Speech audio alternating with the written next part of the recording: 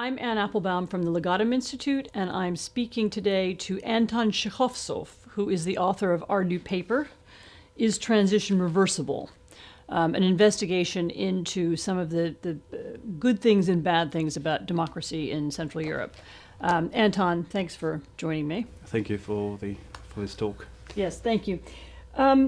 I'm wondering if we could begin by talking about patterns. Your report goes into very great detail, actually, particularly about four countries, about Hungary, Romania, the Czech Republic, and Slovakia, with a very brief note about Poland at the end. But one of the things that happened, I think, while you were writing the paper and while we were working on it, was that it became clear that there are patterns in the region, and that the growth of illiberalism or illiberal democracy, or whatever expression we want to use, has had certain notable, has taken similar forms in similar places. Can you talk about that a little bit? Yes, if you look at individual countries, you will not see those patterns. But if you compare, if you do some, if you apply some methodology of comparative politics, you will see those patterns across the region. These patterns, they appear not necessarily in one time. One country may move in the direction of a liberal democracy, and then other countries may learn from that experience. So either positively or negatively. Yes, yeah. exactly. And I think one of the patterns, there are 4 or 5 patterns that we can distinguish here, is that very often countries begin their path to illiberalization from wiretapping. Sometimes liberal democratic politicians, pro-EU politicians, they become wiretapped, and then the leaks appear sometimes and very often manipulated in order to show them in a bad light. This is not necessarily connected to corruption or political corruption, but maybe some, free talks in restaurants, etc., etc. So this is one pattern, and this appears, for example, in Hungary. This appears in Romania, to a certain extent, and Poland. So this is one first major pattern. The second one is that... So you're saying that the wiretaps are done by mysterious forces, by secret services. It's not clear who. Then they appear, and then the material is used to discredit pro-EU politicians, usually pro-EU politicians. Again, these may be external forces or military intelligence. Sometimes it is clear that it was military intelligence, for example. The second pattern is that once a party acquires a constitutional majority, it usually goes for changing constitution. Mm-hmm. It tries to secure its power for a very long time, for the future, not necessarily for the term that they will be in power, but also for the future. And sometimes the European Union, Brussels, tries to stop this process of changing the constitution in an illiberal way. Sometimes it works, sometimes it doesn't.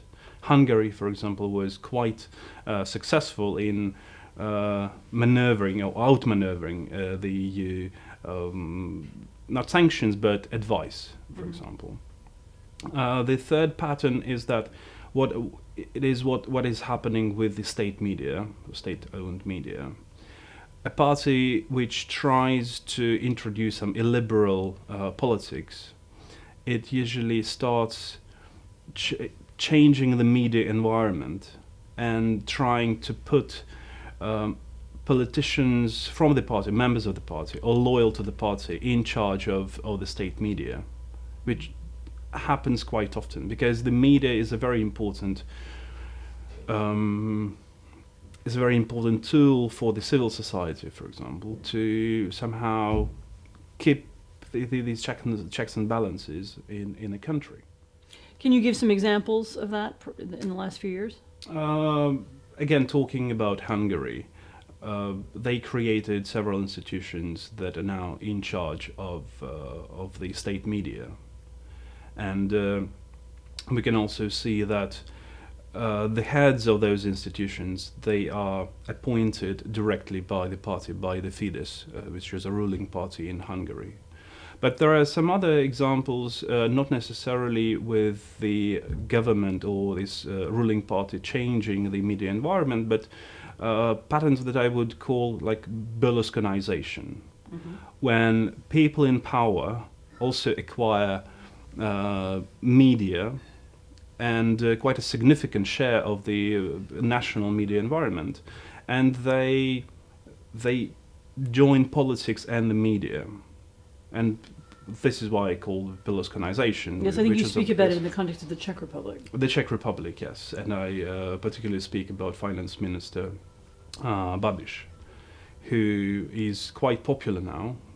I'm absolutely sure that his popularity has a lot to do with the media that he acquired and started to promote himself as a politician. His party is now basically the most popular party in the Czech Republic. It's interesting you say Berlusconization, because of course this isn't an Eastern European or Central European issue. It's something that we see in other parts of Europe, most notably in Italy, of course. Yes, and this is a very important note, that this paper and this research is not anti-Central Europe. This is just an investigation in this region, and of course some of the patterns or some of the influences, they come from Western Europe or Southern Europe, if we talk about Silvio Berlusconi, for example. So this paper is driven by admiration for Central Europe and also concern for the things that are happening there in the region. You speak in the paper about a number of countries who struggled with illiberal politicians earlier on and somehow came out of it or emerged from it. You know, perhaps Romania. Would you like to speak of one of those examples? Yes. If we look at the 90s and the transition process, it was very uneven in the region, even in Visegrad 4 countries. Romania is not in Visegrad 4, but it really struggled in the 90s. What happened in Romania is that in 1989, after 1989, 1989 was not a revolution in Romania. It was change of the elites, but the first echelon of the Communist Party went away, but the second echelon became the ruling elite in Romania. And many practices, many policies continued under the facade of liberal democracy. And it took Romania quite a long time to move away from this quite illiberal environment and start to reform. Almost 10 years. And what were the elements that made that happen? Where did the impulse to reform come from? In the 90s, the liberal democratic forces, pro-EU forces, they were quite disunited. They were fighting with each other, and this made the illiberal politicians so powerful. But at the same time, when the liberal Democrats started to work with each other, to agree on some points, to reach some kind of a consensus, then it started to work. But also the EU prospects were very, very important for Romania. When it became clear that Romania is on the path to the membership of the EU, the society consolidated. There was also very important funding provided by the European Union for the development of the civil societies, for the NGOs, for the independent media. And this worked to the advantage of liberalization of Romanian politics. But Romania is not the only example. Take, for example, Slovakia. Slovakia was very, very far away from a liberal democracy in the 90s. Under the leadership of Vladimir Mečiar, it was a very strange case, because Slovakia was surrounded by quite robust liberal democratic countries, and it was a very strange example of illiberalism, inside quite a liberal democratic region. And it also took them a while for Slovakia to consolidate, and they were not even invited, like all the other countries in the region, to join the EU, for example. They applied, But at the end of the 90s, nobody even talked that Slovakia may become a member of the EU. But then again, liberal democratic forces consolidated, started to reform the country, very successful reforms actually. And they received the invitation and they joined, like all the other, like many countries in the region, in 2004, and also the NATO, which was quite important. So, so what we've actually seen over the last 25 years is countries moving back and forward. Yes, and then you have very quite sad examples, I even say, with Hungary and the Czech Republic and now Poland, that were quite robust democracies in the 90s. And nobody could have thought at that time that the developments would be quite frightening in a sense, what is happening now in those countries. Right. Well, we'll see we'll see how frightening they become. One of the other things you speak about is the growth of uncivil society, or kind of illiberal speech in this part of the world, which you hint at. I mean, I don't think you really lay it out in this paper, but it's clear. Hint at is partly inspired by Russia. That there's a part of the media, particularly a part of the online and electronic media, which pushes very hard anti-EU, anti-NATO, anti-democratic ideas. And it's had some traction in the region, which is one of the things I think that makes this region different from some others. Exactly, and I think that this is also one of the patterns of illiberalization in the region. And I think it is quite dangerous because this pattern, the development of the uncivil society, it has to do with culture. Parties come and go, prime ministers or presidents, they come and go, but culture stays. So what is happening is that there is a proliferation of illiberal ideas in the online media and the so-called alternative media now. Mm-hmm. And they change the culture. In the 90s, even in the beginning of the noughties, this illiberal culture was a marginal one. It was a subculture. Like it is everywhere. Yeah. Mm-hmm. You had all those websites with the very bad design, speaking about conspiracy theories, etc., etc. In every country. Yeah. Yes. And now it is becoming mainstream. And sometimes you sense that it is coming from Russia, especially with the admiration of coming from Russia for conspiracy theories or anti-EU, anti-NATO narratives. But some of them are homegrown. And in Slovakia, in the Czech Republic, you can see that those conspiracy theories, they help illiberal politicians to not only to stay in power, but develop this culture that helps them to stay in power, where those magazines and online media, they would be promoting traditionalism in the sense of not doing any reform. At the very end of the paper, you speak a little bit about what might be done about it from outside. I mean, obviously, in each one of these countries, the most important drivers of action are the people themselves and the politicians themselves. And there's, the outside world has only limited impact, there as in any other sovereign country. But you do make some suggestions about how international institutions and other countries might think about helping democracy in the region, and you argue that sort of hand-wringing and big criticism and so on might backfire, but you have some other thoughts. Yes, and this is quite important what you said about backfiring. We have an example from Austria in 2001, when the Conservative Party, the People's Party of Austria, formed a coalition, a governing coalition with the far-right party, Freedom Party of Austria. And there were sanctions against Austria, not from the European side, not from the EU, but from individual states. And they basically cut diplomatic relations with Austria. But those sanctions, they only lasted for 6 months, because it started to backfire, because Euroscepticism started to develop even further in Austria, and European countries understood that they might be doing even worse for Austria. So the first suggestion is to exercise caution.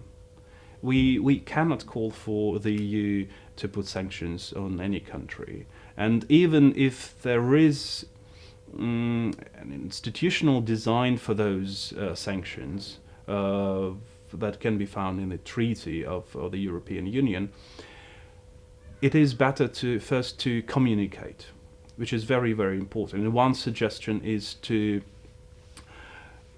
try to, for the EU and NATO as well, to try to communicate more to the public in those countries, because sometimes the EU and NATO, they lack communication. There is more EU in conspiracy theories across the region than in reality. There should be more EU. There should be more communication explaining, because for some people, EU is some kind of a Brussels monster that is somewhere there dictating its politics for the sovereign country. And not only in Central Europe is this a problem. Yes, exactly. I know how sensitive this issue here in this country.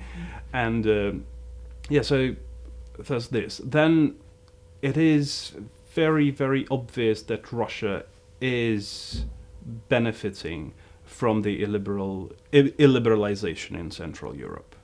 And one of the tools is the energy politics of Russia, which it has been going on from the 90s, obviously.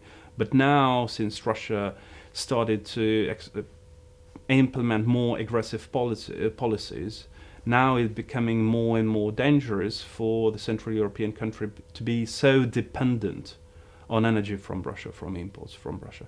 So it should be made clear that the EU has to do something. It has to propose some reforms in the energy sector, and especially it has to talk to Russia as the main exporter of natural gas for the EU, to talk as one voice, one European voice, rather than leaving those countries to deal with Russia on the individual level. Yes, this is the argument for an EU energy union or a common energy policy. Yes, exactly.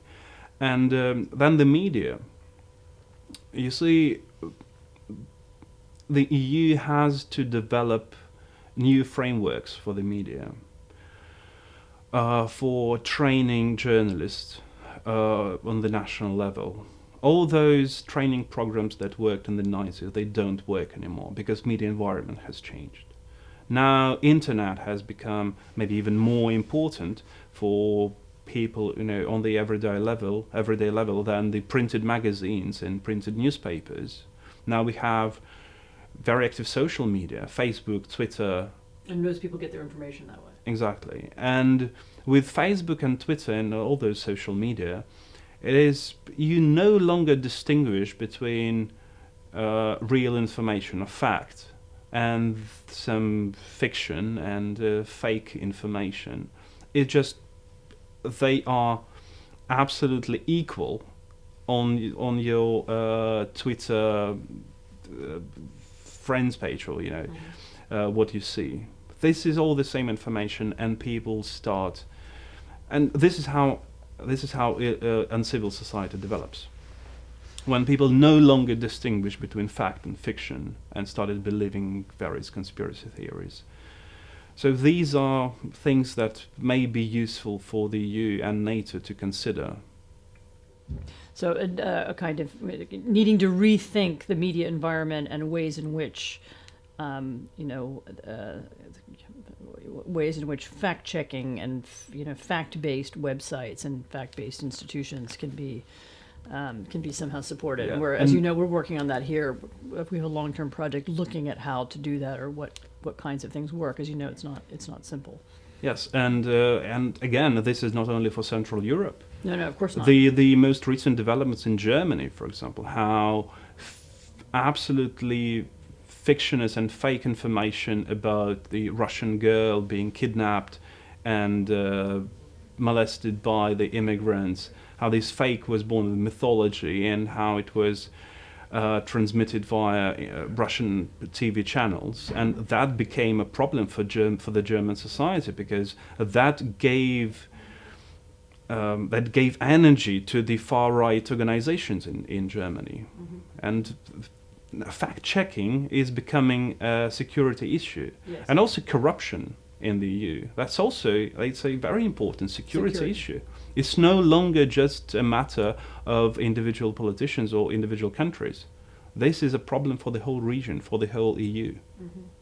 Thank you very much. We appreciate you writing the paper, and I hope readers will download it. Thank you very much. Thank you, Anne.